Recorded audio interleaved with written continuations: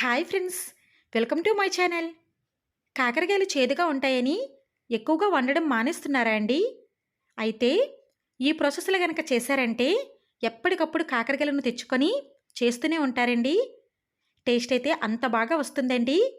ముందుగా వీటిని ప్రిపేర్ చేసుకోవడం కోసం కొన్ని కాకరకాయలను తీసుకొని వాటిని వాష్ చేసుకొని నైఫ్తో వీడియోలో చూపించినట్లుగా వాటి ముడికలను తీసివేసి రౌండ్గా కట్ చేసుకోవాలి. ఈ విధంగా కట్ చేసుకున్న వాటి మిడిల్ పార్టును నైఫ్తో తీసుకోవాలి. ఇలా అన్నింటినీ కూడా మిడిల్ పార్టును తీసివేసి ఈ విధంగా రెడీ చేసుకొని వాటిని పక్కన పెట్టుకోవాలి.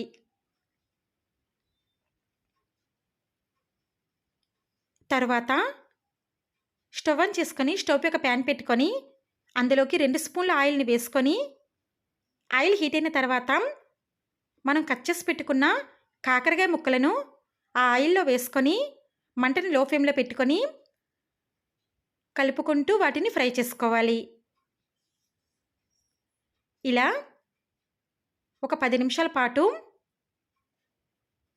అవి బాగా వేగేంత వరకు ఫ్రై చేసుకొని తర్వాత వాటిని బౌల్లోకి తీసుకొని పక్కన పెట్టుకోవాలి. తర్వాత ఒక మిక్సీ జార్ని తీసుకొని అందులోకి పొట్టు తీసేసిన కొన్ని వెల్లుల్లి, అలాగే 1 స్పూన్ జీలకర్ర, తర్వాత అందులోకి కొన్ని కొబ్బరి ముక్కలు, 2 స్పూన్ల కారాన్ని కూడా వేసుకోవాలి. అలాగే 1 స్పూన్ సాల్ట్ని కూడా వేసుకొని మూత పెట్టుకొని దానిని మెత్తటి పేస్ట్ లాగా మిక్సీ పట్టుకోవాలి.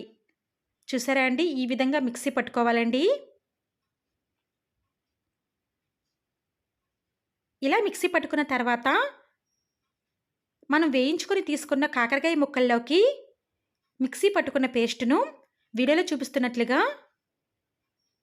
పెట్టుకొని అన్నిటినీ కూడా అదే ప్రాసెస్లో రెడీ చేసుకోవాలి.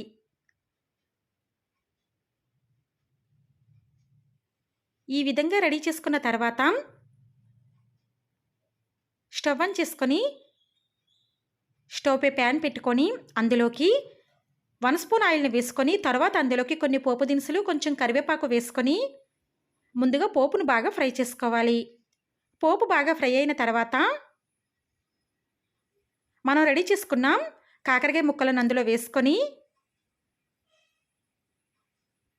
స్లోగా వాటిని కలుపుకుంటూ మంటను లో ఫ్లేమ్లో పెట్టుకొని ఒక 15 నిమిషాల పాటు ఫ్రై చేసుకోవాలి. ఇలా ఒక 15 నిమిషాల పాటు ఫ్రై చేసుకున్న తర్వాత స్టవ్ ఆఫ్ చేసుకోవాలి. అంతేనండి, ఎంతో టేస్టీగా తయారు చేసుకుని